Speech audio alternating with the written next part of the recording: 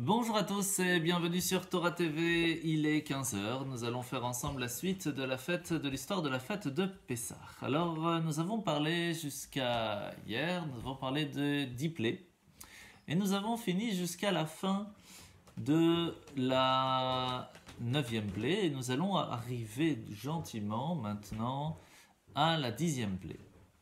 Cette 10e plaie est assez intéressante. Pourquoi? Parce que ne serait-ce que l'avertissement qui va se faire donner par Moshe a été simple. Il va dire à Pharaon, sache que à partir de maintenant, c'est plus moi qui va venir te voir, c'est toi qui vas venir me voir. Tu ne veux plus me voir, il n'y a pas de problème. Et c'est comme ça que Moshe lui a annoncé qu'il ne reviendrait plus au palais, c'est fini. Et donc Hachem va dire à Moshe, tu verras que cette plaie, la dernière, celle de la mort des premiers-nés, va être tellement difficile que Pharaon, pas seulement il en aura marre de vous, il va vous accompagner pour sortir d'Égypte. Vous imaginez? Et donc c'est comme ça que Moshe va rapporter sa parole à Pharaon et va lui dire, sache qu'à minuit, je vais sortir dans le pays d'Égypte et je frapperai tous les premiers-nés égyptiens. Il faut savoir premièrement que Pharaon a cru que c'était pas quelque chose de si grave. Parce qu'en fin de compte, il s'est dit, il y a combien de premiers-nés dans toutes les familles? Un, si on enlève toutes les familles, c'est pas la fin du monde. Sauf que, il ne se doutait pas, mais les hommes et les femmes égyptiens allaient l'une avec l'autre. Et donc, il y avait des familles où il y avait 5-6 premiers-nés parce que c'était pas toujours le même père. C'est grave. Et donc, ça a fait qu'il y a eu plein d'Égyptiens qui sont morts. Il y a même une vieille femme égyptienne qui est venue se moquer de Moshe, elle lui a dit, moi, j'ai plus de famille, même son fils était déjà mort, et donc et tu peux rien faire contre moi. Et en fin de compte, Moshe va lui dire, c'est toi la première qui va pleurer, c'est ce qui va se passer. Il y a des chiens qui vont déterrer carrément le corps de son fils pour lui montrer que on ne se moque pas de Dieu, on ne se moque pas de Moshe, encore moins du peuple juif. À ce moment-là, on va voir quelque chose de très grand. Parce qu'on va recevoir la première mitzvah, une mitzvah extraordinaire, une mitzvah très importante, celle qui nous a été donnée, celle de pouvoir fixer le premier jour du mois. Comment sait-on quel va être le premier jour du mois par rapport à la lune? Lorsque la lune va renaître, c'est là que va commencer le nouveau mois. C'est un petit peu comme si le roi gardait précieusement les clés de son trésor et il lui dit, tu vois, ça c'est quelque chose que je garde pour l'instant et quand tu seras grand, je te le donnerai. Et c'est exactement ce qui s'est passé, le fait de pouvoir choisir soi-même quand on va commencer le premier jour du mois et encore plus le premier mois de l'année, puisque le mois de Nissan c'est le premier mois de l'année pour nous, puisque c'est là où on est sorti d'Égypte, donc on a commencé à exister. Eh bien, c'est à ce moment-là que le peuple juif va réussir à faire cette grande mitzvah que l'on a commencé il y a 4-5 jours, puisque nous sommes le 5 du mois de Nissan. Et Hachem va expliquer à Moshe comment faire. Alors c'est magnifique parce que il va dire, il faut un beddin, donc il faut au moins 3 personnes qui vont, des dayanim, de grands sages qui vont fixer, qui vont demander, poser des questions aux témoins, etc. Moshe n'arrivait pas à concevoir comment exactement on allait faire. Alors, si l'on peut dire, Dieu a mis un talit, il a placé Moshe d'un côté, Aaron de l'autre, comme si c'était les 3 dayanim, les 3 juges célestes. Et il a convoqué les anges Michael et Gabriel comme témoins en leur posant des questions. Dites-moi, est-ce que vous avez vu la nouvelle lune arriver? Comment est-ce qu'elle était? Elle était grande, elle était petite? Est-ce qu'elle ressemblait à ça? Ou est-ce que vous étiez à cet endroit, etc. Et c'est comme ça que le Beddin, donc le tribunal rabbinique, allait poser la question à tous les témoins qui allaient arriver, qui allaient voir la nouvelle lune, pour pouvoir choisir quand le mois allait commencer. Et tous les témoins devaient se rendre dans une cour spéciale à Yerushalayim, à Jérusalem, où on donnait tout le temps des repas gratuitement. Tous les gens qui pouvaient venir, qui voulaient témoigner, pouvaient en profiter. Et même si on n'interrogeait pas tout le monde, à partir du moment où on trouvait 2 témoins qui étaient véridiques et qu'on savait qu'ils avaient bien vu la lune, c'était bon, mais tout le monde pouvait profiter. Et donc, comme les gens savaient que même si on ne les interrogeait pas, ils pouvaient profiter de ce grand cadeau, même s'ils n'étaient pas sûrs d'être représentés, ils venaient quand même à Yerushalayim. Alors au début, tout le monde venait. Mais à un moment, il y a eu des gens qui s'appellent des Baïtoussim, qui ont commencé à faire des bêtises. Ils ont voulu tromper le tribunal rabbinique et faire comme si ce n'était pas le premier jour. Et là, c'est très problématique.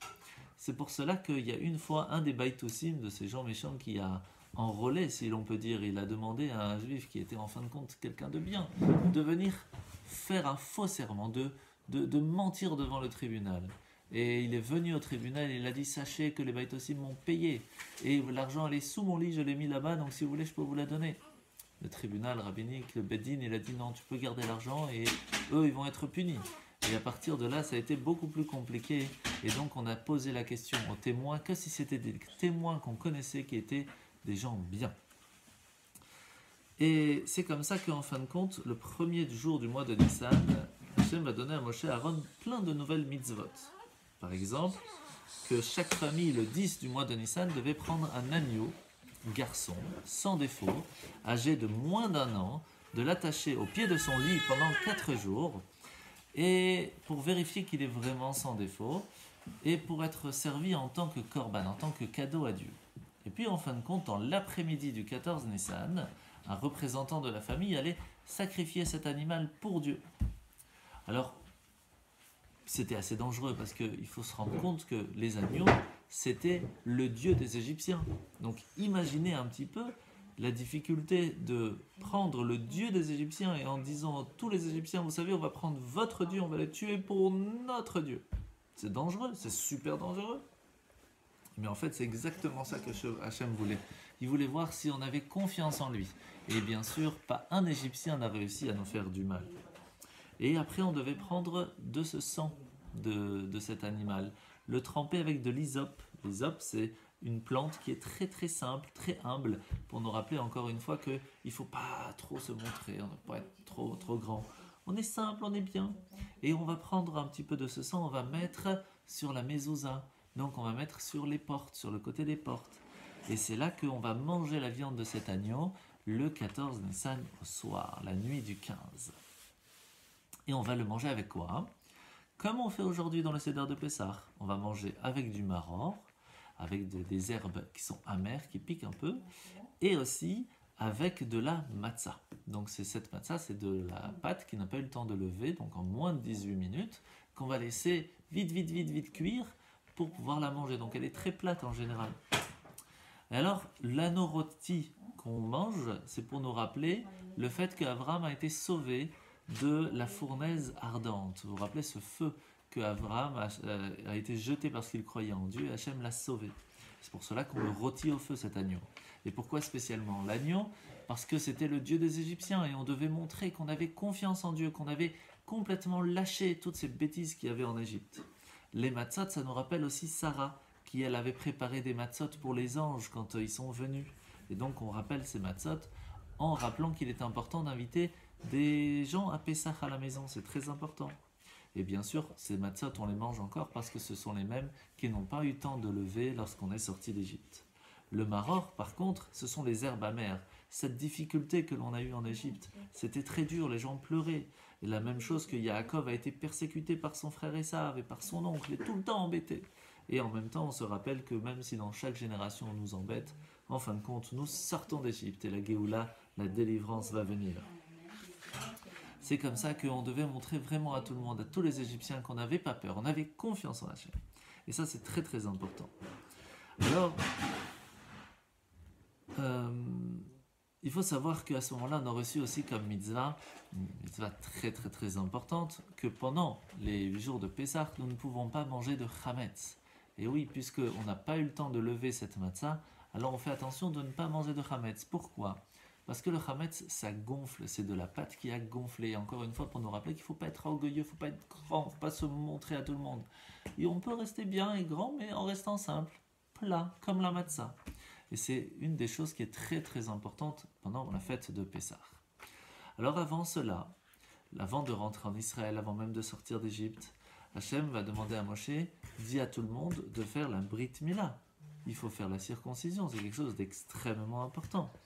Et donc, puisque il fallait le faire, va arriver ce qu'on appelle le Shabbat Hagadol. Shabbat Hagadol, ça va être ce Shabbat, Bezrat Hashem. C'est un grand Shabbat, pour plusieurs raisons. Alors, première chose, parce que le rabbin va faire un grand discours. C'est pour ça qu'on s'appelle Shabbat Hagadol, le grand Shabbat. Mais là, on ne sera peut-être pas à la Sina, enfin on espère, avec Mashiach, mais pour l'instant, avec le confinement, c'est compliqué. Mais en tout cas, on appelle Shabbat Agadol parce que les premiers-nés, quand ils ont su qu'il y avait à avoir la mort des premiers-nés, et que les 9 premières plaies, ça a été la catastrophe, ils ont eu très peur. Donc ils sont partis voir Pharaon et lui ont dit, toi-même tu es premier-né, toi aussi tu as un premier-né, et eux ils vont mourir et nous on ne veut pas mourir, alors laisse partir le peuple juif. Et il a dit, non, je veux rien savoir. Alors ils se sont fâchés, ils ont commencé à faire la guerre, ils ont pris les armes. Donc les Égyptiens se sont battus contre les Égyptiens pour nous laisser sortir d'Égypte. C'est magnifique, c'est super, c'est extraordinaire, c'est rare une guerre comme ça. Et c'est pour cela que ça s'appelle le Shabbat Agadol, le Shabbat de grands miracles. À ce moment-là, le Korban Pessah, donc ce sacrifice, cet agneau qu'on avait donné en cadeau à Hachem, il fallait en manger le soir de Pessah. Mais il fallait absolument que l'on soit quelqu'un qui a fait la Brit Mila, qui a fait la circoncision. Si on n'a pas fait, on ne peut pas le manger. Et c'est pour cela que, en fait, c'est un petit peu comme si le roi il dit, voilà, ça c'est mon repas avec moi à la table du roi. Tout celui qui a le badge que c'est vraiment mon ami à moi que j'aime beaucoup, alors il peut venir manger. C'est pour cela qu'Hachem a demandé mon insigne, mon alliance avec vous, c'est la circoncision. C'est pour cela qu'il n'y a que eux qui pouvaient manger. Mais pas tout le monde avait pu vous rappeler qu'on avait parlé que Pharaon avait interdit de le faire. Et donc c'est pour cela que le peuple juif va devoir le faire. Mais c'est pas facile à faire. Ça fait très mal, surtout quand on est âgé. Et puis en plus, ils savaient que le lendemain, ils allaient sortir d'Égypte. Donc en plus, ils allaient être très fatigués, c'était très dangereux. Alors qui allait le faire? Alors avant de répondre à cette question, on va vous rappeler une autre histoire. Il y avait une fois un non-juif qui avait l'habitude d'aller pour Pessah à Yerushalayim et il faisait semblant d'être juif pour recevoir une partie de Korban Pessah. Un jour, il est parti chez Rabbi Yehuda ben Betera et il lui a dit, Rabbi, regardez, moi je vais même que je ne suis pas juif et je prends. Alors, qu'est-ce qu'il a dit Rabbi Yehuda ben Betera? Il lui a dit, est-ce qu'on t'a déjà donné de la queue de l'agneau? Sinon, jamais. Pourquoi? Il dit, ah, mais c'est pour ça, on te donne juste le moyen, on te donne pas le meilleur. C'est pour ça, en fait. C'est pour ça, toi, tu crois que tu es content, mais en fait, rien du tout. Alors, il n'était pas content, il est parti à Yerushalayim, il a dit, je veux qu'on me donne la queue de l'agneau. C'est Rabbi Yehuda ben Betera qui m'a demandé. Sauf que la queue de l'agneau, on n'a pas le droit de le donner, puisqu'on le fait le brûler sur l'autel du temple. C'est comme ça que ils ont compris que Rabbi Yehuda ben Betera les l'avait envoyé pour qu'on puisse savoir que c'était quelqu'un qui trompait, qui mentait. Et il y a aussi une autre histoire, celle de l'empereur Antonin. L'empereur Antonin, c'était un Romain qui était un très très très grand ami de Rabbi Yehuda Hanassi. Et un jour, il a posé la question, il lui a dit, est-ce que quand Mashiach va venir, je pourrais manger un peu du Léviathan, donc de ce grand poisson qui va être donné à tous les gens qui ont fait du bien pendant leur vie? Il dit oui, il n'y a pas de problème. Et normalement, il n'y a pas de souci.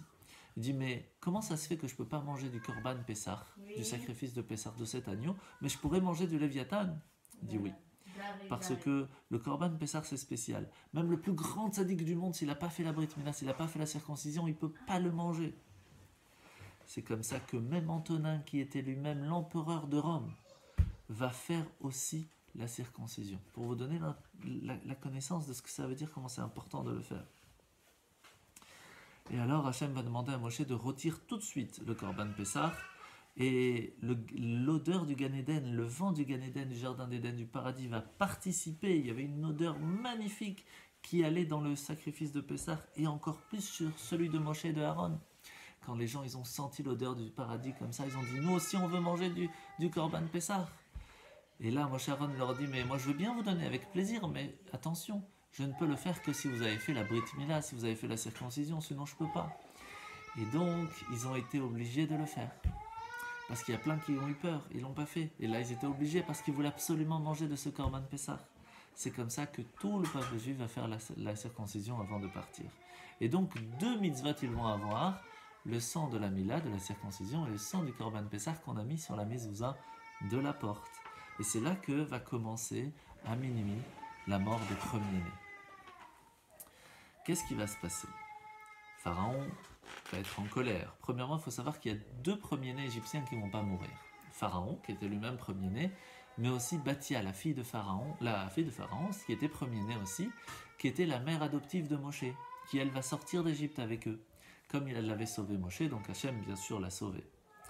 Et alors, à minuit pile, Hachem, il est venu, c'est lui-même qui est venu. Il y avait plein d'anges destructeurs qui sont venus, mais c'est Hachem lui-même qui est venu pour frapper les premiers-nés et qui a sauvé les premiers-nés juifs. Et alors, bien sûr, là,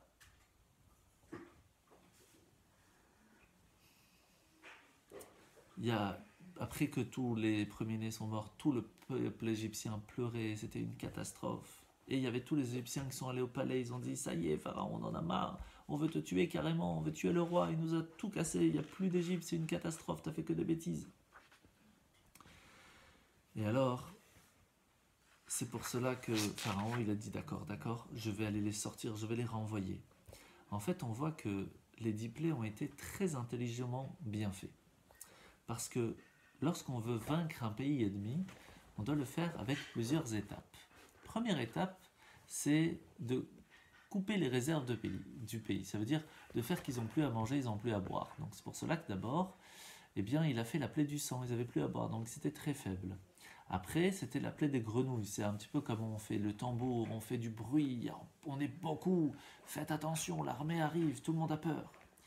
Après, c'est plein de nuées de flèches, on envoie des flèches, ça c'était les poux. Après, c'est les bêtes sauvages. Ça, c'est un petit peu comme quand on demande à tous nos alliés, tous les autres soldats de venir d'un coup et d'essayer de casser un maximum.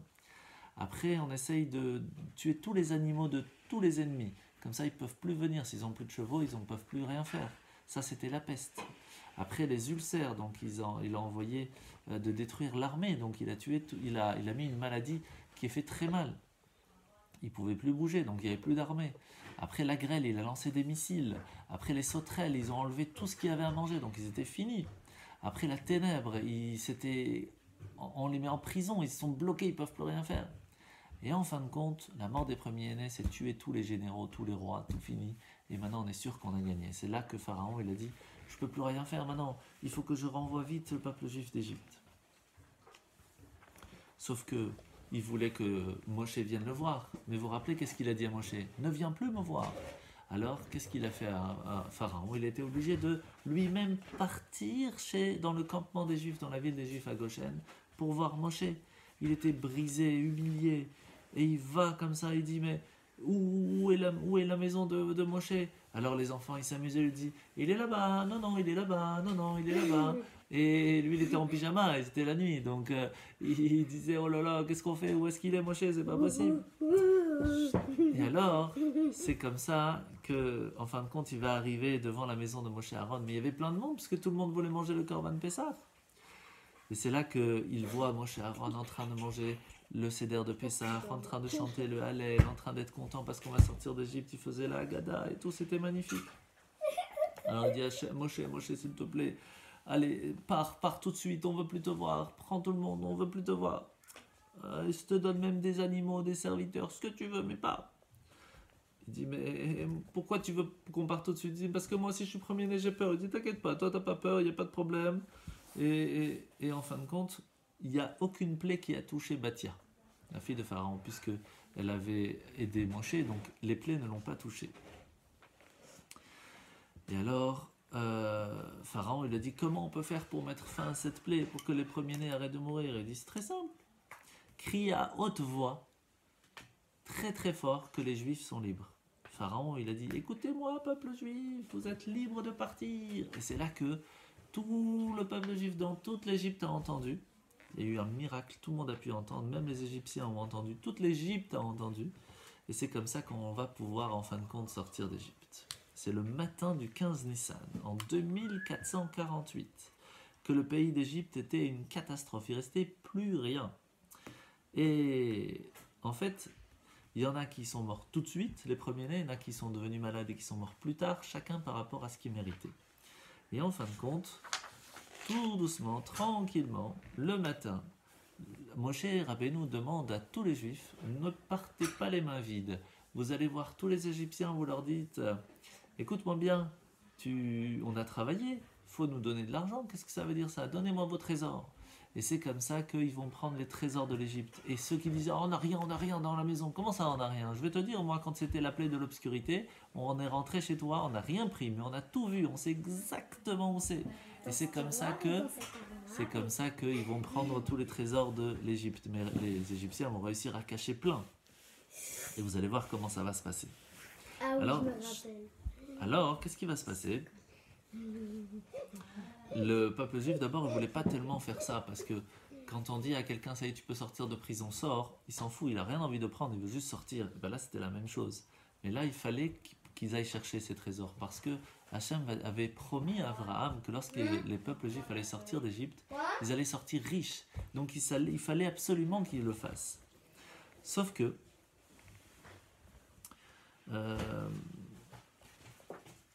Moshe devait s'occuper d'autre chose. Lui, ce n'était pas la richesse qui était important pour lui. Il fallait qu'il fasse la promesse qu'ils avaient fait à Yosef. Yosef avait demandé, lorsqu'il est parti de ce monde et qu'on l'a enterré en Égypte, il a demandé que lorsque l'on sort d'Égypte, il fallait prendre son cercueil et l'amener et l'enterrer à Shrem, en Israël. Et donc Moshe cherchait où est-ce qu'il a été enterré, mais personne ne savait, c'était un grand secret. Parce que les magiciens de Pharaon, avec Pharaon, ils avaient mis dans un cercueil en métal très lourd. Il l'avaient plongé dans le Nil, dans le fleuve, et donc il était parti tout en dessous, c'était impossible de le ressortir. Ils avaient fait exprès, parce qu'ils savaient que les Juifs avaient promis à Yosef qu'ils ne sortiraient pas d'Égypte tant qu'ils n'avaient pas le cercueil de Yosef. Alors Moshe se met à côté du Nil et dit « Yosef, Yosef, ça y est, il faut que tu viennes !» C'est comme ça que, qu'est-ce qu'il va faire Moshe? Il va prendre une plaque de métal, là qui dit c'était en bois, il va mettre dessus le nom divin, le nom de Dieu avec Aléchor, monte taureau, parce que Yosef est comparé au taureau, il va le mettre dans le fleuve et le bois va descendre et le métal va monter et le cercueil va sortir. Ou comment il a pu savoir où est-ce qu'il était le cercueil? C'est Sérach Batacher qui lui a dit, vous vous rappelez cette fille, la fille de Hacher qui avait reçu comme bénédiction de vivre éternellement parce qu'elle avait redonné la vie à Yaakov en lui disant que Yosef était vivant. Et ben elle connaissait tous les secrets, donc elle avait vécu ça, elle avait plus de 210 ans à ce moment-là, c'est même plus que ça. Et donc elle savait où était le cercueil de Yosef. C'est comme ça que, en fin de compte, Moshe va préparer le cercueil de Yosef. Et il y avait aussi d'autres fils de Yaakov qui étaient enterrés là-bas, donc ils vont prendre tout le monde. Chaque tribu va prendre son ancêtre, donc ils vont prendre, un il va prendre Reuven, l'autre il va prendre Shimon, etc. Et chacun va amener en même temps jusqu'en Israël. Et donc on voit que c'était très important de faire tout ça. Alors, comment on sait que Yosef faisait attention aux 10 commandements alors qu'on ne les avait pas encore reçus vraiment, puisqu'on n'était pas encore au mont Sinaï, même si on les connaissait, puisque Hachem avait déjà donné à Adam, à Noach, à Mathusalem, à Abraham, etc. Mais comment on sait? Alors en fait, on voit que le premier commandement, c'est « Je suis Hachem ton Dieu ». Ça, on sait que Yosef faisait attention de dire que c'était Hachem le Dieu, parce que lorsque ses frères sont venus, il a dit « Est-ce que moi je suis à la place de Dieu ?» Non, il y a Dieu. En plus, il a dit « Je crains Dieu ». Donc il faisait attention de ne pas avoir d'autres dieux. Il ne se prosternait pas devant les idoles des Égyptiens. Il ne disait pas de faux serments. Il ne disait pas des mensonges. Et encore moins, il ne jurait pas sur le nom de Dieu. Chaque fois qu'il disait « Oui, sur la vie de Pharaon, je te promets que… » Il ne disait jamais sur la vie de Dieu. Il faisait Shabbat, parce qu'il préparait toujours le Shabbat à l'avance. Il honorait son père, puisqu'il a demandé d'aller le rendre visite, alors que c'était dangereux. Il a respecté aussi son père puisqu'il l'a enterré en Israël. Il a fait attention de ne pas tuer, puisqu'il n'a pas obéi à la femme de Potiphar qui lui a demandé d'assassiner son maître. Il n'a pas fait d'adultère puisqu'il ne s'est pas marié avec la femme de Potiphar qui était elle-même mariée. Il n'a pas volé, il n'a rien pris. Il a tout redonné à Pharaon. Il n'a jamais révélé à son père, à ses frères, que c'est ses frères qui l'avaient vendu. Donc il a fait que dire des bonnes choses, il n'a jamais fait de faux témoignages. Et bien sûr, il n'a jamais été jaloux, puisqu'il n'a pas voulu prendre même pas la femme de Potiphar, mais rien du tout. Donc on voit que Yosef a fait très attention à tout cela.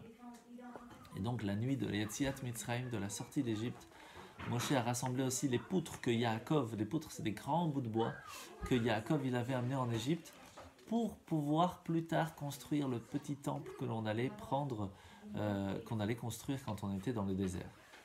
Donc il y avait des hommes de 20 ans à 60 ans, il y avait 600 000 personnes. Et en tout, c'est à peu près 3 millions, parce qu'il faut compter qu'il y avait plein d'enfants qui étaient encore là, qui n'avaient pas encore 20 ans, il y avait aussi toutes les femmes, donc ça fait beaucoup de personnes. Il faut savoir qu'il y a aussi des Égyptiens qui vont sortir d'Égypte, ce qu'on appelle les Erev Rav.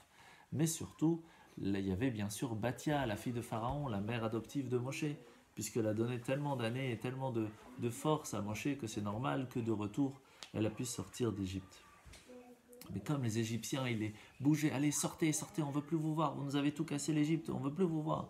Alors ils n'ont même pas eu le temps de cuire du pain, rien du tout, donc vite, ils ont fait des matzot, plein de matzot, ils ont pris le reste de matzah, de maror, du korban Pessah, et hop, ils sont sortis. Et c'est comme ça que va commencer la sortie d'Égypte. Pour la suite, on attend demain.